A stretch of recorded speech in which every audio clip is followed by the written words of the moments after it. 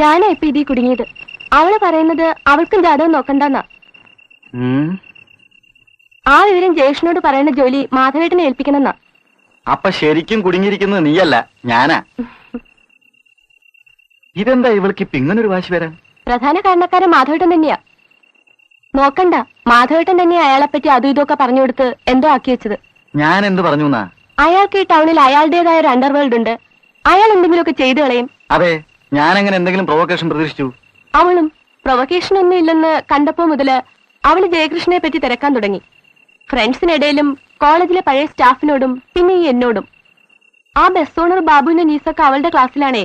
തിരക്കി ചെന്നപ്പോ ഒരുപിടി കഥകള്, അങ്ങോരുടെ നൈറ്റ് ട്രിപ്പുകള്, ഗുരുവായൂർ പോക്കെന്നും പറഞ്ഞ് വീട്ടിൽ നിന്ന് ചാടല്, ധാരാളിത്തം, മറ്റുള്ളവരെ വട്ടത്തിലാക്കല്.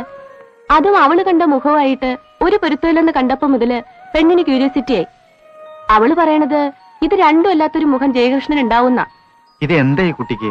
ജാതകം നോക്കാതെ ചെല്ലാൻ തയ്യാറുണ്ടെങ്കിൽ ചെന്നാ മതിയെന്ന് ജയകൃഷ്ണൻ പറഞ്ഞേച്ചില്ലേ. ആ സ്റ്റേറ്റ്മെന്റ് മൂപ്പത്തി ഇപ്പൊ അങ്ങോരെ കുറിച്ച് ബിൽഡപ്പ് ചെയ്ത് വെച്ചിരിക്കുന്ന ഹീറോ ഇമേജിന് പാകം. അല്ല, ഇനിയിപ്പൊ അങ്ങോരും ഒക്കെ പറഞ്ഞാലും അച്ഛനെ ഇതെങ്ങനെയൊന്ന് കൺവിൻസ് ചെയ്തെടുക്കുന്ന ഒരു പ്രോബ്ലം ഉണ്ട്.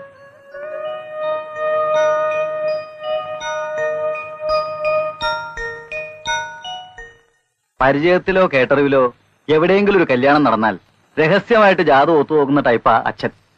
ഞാനത് അവളോട് പറഞ്ഞു. പക്ഷെ ആ കുട്ടിക്കിപ്പോ അതൊന്നും തലേ കയറുന്ന മട്ടല്ല. അല്ല മാധവ, അന്ന് എന്തോ ഒരു മൂഡില് കോളേജിൽ നിന്ന് കയറി ഒരു വിഡ്ഢിവേഷം കെട്ടിയെന്ന് വെച്ചിട്ട്. അത് താൻ എന്റെ അടുത്ത് പറയണ്ട. തന്നെ ഞാൻ കോളേജിൽ നിന്നേ കാണുന്നതാ. ഒരുപാട് കളികളിൽ ചുറ്റപ്പെടഞ്ഞ് കിടക്കുന്നുണ്ടെങ്കിലും ഏതെങ്കിലും ഒരു പെൺകുട്ടിയോടുള്ള തന്റെ ആദ്യത്തെ അപ്രോച്ച് ആയിരിക്കുമെന്ന് എനിക്കുറപ്പാ. അത് ഞാൻ രാധയോടും പറഞ്ഞു. പക്ഷേ അന്നത് ചോദിക്കുമ്പോഴുള്ള എന്റെ മൂഡും ഇപ്പോഴത്തെ എന്റെ മാനസികാവസ്ഥയും. താനൊരു കാര്യം ചെയ്യും, നേരിട്ട് അവളെ വിളിച്ച് സംസാരിക്കുക. അതാവില്ലേ നല്ലത്, എന്നെ ഇതിന്റെ ഇടയിലിട്ട് ചുറ്റി കളിപ്പിക്കുന്നതിനേക്കാൾ. തനിക്ക് വീട്ടിൽ വന്ന ആളെ വിളിച്ച് സംസാരിക്കാലോ. അയ്യോ, ഞാനില്ല. ഇത്രയൊക്കെ സ്ഥിതിക്ക് അതിന് ആലോചിക്കാനേ പറ്റില്ല. പിന്നെ ഇപ്പൊ എവിടെയാ? ആ, എല്ലാ വെള്ളിയാഴ്ചയും ചൊവ്വാഴ്ചയും അവള് വടക്കുന്നാഥന്റെ അമ്പലത്തിൽ തൊഴാൻ പോവും. ആദ്യകാലത്ത് ഒരു ദിവസത്തേക്ക് ഒരു ഇത്തിരി ഭക്തിയൊക്കെ ആയിക്കോട്ടടോ.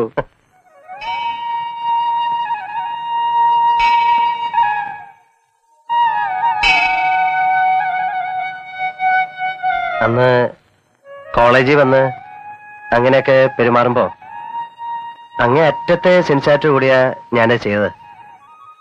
വെറുതെ ഒരു അമ്പരപ്പ് വന്നിട്ട് കുട്ടിയുടെ ജീവിതത്തിലേക്ക് കയറാമെന്നോ മറ്റോ ഒരു കുസൃതി തോന്നിയതുകൊണ്ട് അങ്ങനെയൊക്കെ അങ്ങ് ആയിരുന്നേ ഉള്ളൂ. അതിനെന്താ, അതന്നെ എനിക്കിഷ്ടായത് ഇപ്പൊ ഓർക്കുമ്പോ. പക്ഷേ അന്ന് എനിക്കത് ചോദിക്കാനുള്ള അർഹതയുണ്ടായിരുന്നു. സമ്മതമാണെന്ന് മറ്റോ സൂചന തോന്നുന്ന തരത്തിൽ ഒന്ന് മൂളിയിരുന്നെങ്കിൽ അന്നേരത്തെ ആ പ്രാന്തിന് ചിലപ്പോ നേരെ വിളിച്ചോണ്ടുപോയി മാലേഡിയിലും റേസ് ട്രാക്കിലും പോലും കഴിച്ചു കളഞ്ഞാനെ. അന്ന് I was totally free, I was prepared. എന്റെ മനസ്സിലാകെ കുട്ടി മാത്രമേ ഉണ്ടായിരുന്നുള്ളൂ ആ നേരത്ത്. ഇന്നിപ്പോ അങ്ങനെയല്ല. വേറൊരു സ്വൈരക്കേടിനെ പറ്റി അന്നെന്നോട് രാധ പറയുണ്ടായില്ലേ. കുട്ടിയുടെ നാവുമ്മല് വെള്ളി. അങ്ങനെ തന്നെ സംഭവിച്ചു. ആരാന്ന് ചോദിച്ചാൽ എവിടുന്നോ വന്ന് എങ്ങോട്ടോ പോയ ഒരു പെൺകുട്ടി. എങ്ങോട്ടാ പോയെന്നും അറിയില്ല. ഇല്ല. അപ്പൊ പിന്നെ അങ്ങനെയങ്ങ് പോയിക്കോട്ടെ. അങ്ങനെയല്ല കുട്ടി. ഞാനായിട്ട് അവൾക്ക് എന്റെ ഈ കൈ കൊണ്ട് കത്തെഴുതി അയച്ചിട്ട് അവൾ ഈ ടൗണിൽ വരികയായിരുന്നു. എന്നിട്ട് ഞാനായിട്ട് അവളെ സ്പോയിൽ ചെയ്തു. തെറ്റിലേക്കുള്ള ഒരു വഴിക്ക് തുടക്കം കുറിച്ചു കൊടുത്തു. കൂട്ടത്തിൽ എന്റെ എല്ലാ കൊച്ചുവാശികളും കാറ്റിപ്പറത്തിക്കൊണ്ട്. ഞങ്ങൾ തമ്മിൽ എവിടെയോ വെച്ച് ബന്ധിക്കപ്പെട്ട് കഴിഞ്ഞവരാണെന്ന് എനിക്ക് വെറുതെ തോന്നുക. ഏതോ ജന്മത്ത്. അല്ലെങ്കിൽ ആർക്കും സാധിക്കാത്ത ഒന്ന് അവൾക്ക് എങ്ങനെയാ സാധിക്കുക? എനിക്ക് ഓർമ്മയുണ്ട്, ആദ്യം ഞാൻ അവൾക്ക് കത്തെഴുതുമ്പോ മഴ പെയ്തിരുന്നു. ആദ്യം ഞങ്ങൾ മീറ്റ് ചെയ്യുമ്പോഴും മഴ പെയ്തു. എന്താ കുട്ടിയുടെ പേര്? ക്ലാര. ക്ലാര.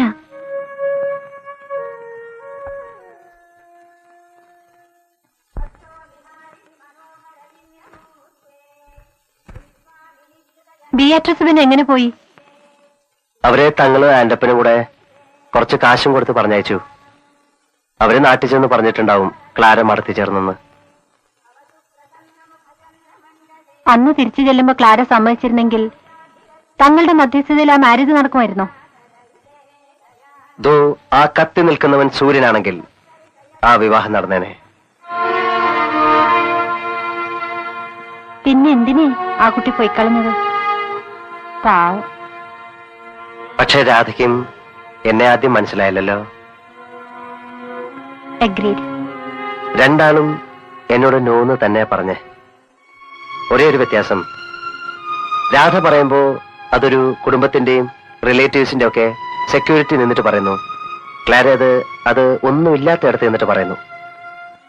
എന്നിട്ട് എങ്ങോട്ടെന്ന് അവൾക്ക് പോലും നിശ്ചയമില്ലാത്ത എങ്ങോട്ടേക്കോ ഓടിപ്പോകുന്നു.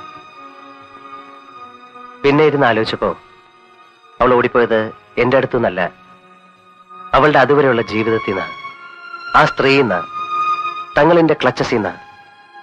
അതൊക്കെ അവളുടെ രക്ഷപ്പെടൽ തന്നെ, ബ്രില്യൻസ് തന്നെ ഞാൻ സമ്മതിച്ചു. പക്ഷേ ക്ലാര ഇനിയും വരുന്ന് എനിക്ക് വെറുതെ തോന്നുക, എന്നെ അന്വേഷിച്ച്. എന്താ അങ്ങനെ തോന്നാൻ? എന്തോ എനിക്കങ്ങനെ ഒരു തോന്നൽ. എന്റെ ഈ മാതിരി തോന്നലുകൾ തെറ്റാറില്ല. വരികയാണെങ്കിലല്ലേ? വരുന്ന എനിക്ക് തോന്നണില്ല. വന്നാൽ വന്നാൽ എനിക്ക് തന്നെ ഉറപ്പില്ല എന്നെ കുറിച്ച്. പക്ഷെ ഇനി കാണുമ്പോ ക്ലാര ജയേട്ടൻ ഇപ്പൊ ഈ കണ്ട ക്ലാര ആയിരിക്കില്ല. ഒരിക്കലും ആവില്ല, അതെനിക്കറിയാം. അത് മനസ്സിലുറച്ചു കഴിഞ്ഞാ ജയേട്ടൻ പിന്നെ ക്ലാരെ കാണില്ല, കാണാൻ പോവില്ല. നേരോ? അങ്ങനെയാവുള്ളൂ, നോയിക്കോ.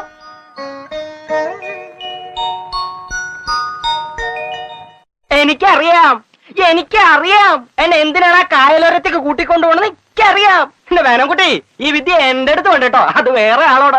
താനിങ്ങനെ കിടന്ന് ഒച്ചവെക്കണ എന്തിനാ? തന്നോട് ആ സ്ഥലം ഒന്ന് നോക്കാനല്ലേ ഞാൻ പറഞ്ഞുള്ളൂ. എനിക്കത് വേണമെങ്കിലല്ലേ ഞാൻ ഒന്ന് നോക്കണ്ടോ? അതൊന്ന് കണ്ടല്ലേ അറിയോ വേണോ വേണ്ടെന്ന്. നിങ്ങൾ പോയി നോക്കി, ഇഷ്ടയച്ച മാത്രം അങ്ങോട്ട് മാറി തുണ്ട് പറയുമ്പോ കാണണ്ട, അത് കാണാൻ വേണ്ടി എനിക്ക് ഇഷ്ടമില്ല. എന്താ, വെള്ളം പൊങ്ങുമ്പോ ഞാനും എന്റെ കുട്ടികളും കായലിൽ മുങ്ങിച്ചത്തോട്ടെന്നാണോ? അതിപ്പോ നടക്കില്ല. താനും എന്തൊക്കെ മനുഷ്യൻ എന്റെ രാമനുണ്ണി ആരെ ദേഹോദ്രോൽപ്പിക്കാനുള്ള ഭാവം താനിത്. എന്നെ ഇവിടുന്ന് ഓടിച്ചു കളയാമെന്നോ അങ്ങനെ ഇല്ലായ്മ ചെയ്ത് കളയാമെന്നോ ആർക്കെങ്കിലും മോഹം ഉണ്ടെങ്കിൽ ആ മോഹമായിട്ടിരിക്കുള്ളൂ. എന്താ അവിടെ? മതി. ഒന്നുമില്ല ചേച്ചി, ഞാനിങ്ങനെ ആ കായലോരത്തുള്ള സ്ഥലവും നോക്കി വരാൻ പറഞ്ഞേനാ. എന്തിനാ സ്ഥലം നോക്കണേ? ഞാൻ എന്റെ സർവേരാ നാട്ടിൽ കണ്ട സ്ഥലമൊക്കെ അടുത്ത് കാണാൻ. സർവേരായിട്ടൊന്നുമില്ല, തനിക്ക് ആ സ്ഥലം പിടിച്ചാൽ തന്നെ അങ്ങോട്ട് കെട്ടിയെടുക്കാൻ. അത് തന്നെ ഞാൻ പറഞ്ഞേ, എനിക്ക് പൊടുന്ന് കെട്ടിയെടുക്കാൻ മനസ്സില്ലാന്ന്.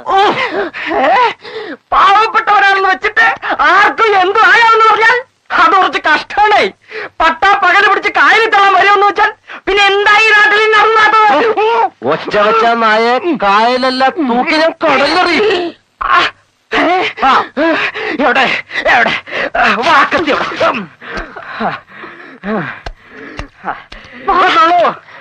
എന്താ നിനക്ക് അവരോട് സംസാരിക്കാൻ പോണ്ട കാര്യം?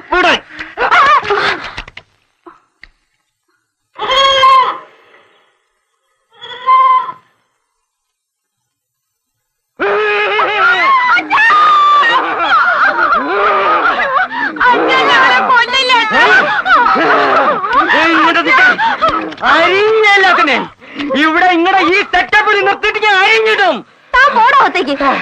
മണ്ണാർത്തോടിലേക്ക് കാവലായിട്ട് 5-6 പ്രേതങ്ങൾ കിടക്കട്ടെ. താങ്കൾ ഇല്ലെങ്കിൽ വേണ്ട, നിങ്ങൾ പിടിക്കും. നിങ്ങൾ അരിഞ്ഞ് തള്ളി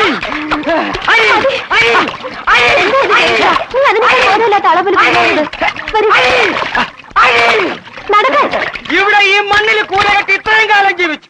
ഇനി ഈ മണ്ണ് വിട്ട് മറ്റൊരു മണ്ണിൽ കൂടി കിട്ടാൻ എന്നെ കിട്ടില്ല. അതിന് മേനാൻകുട്ടി കൂട്ടിയ കൂടുതൽ കിട്ടാ.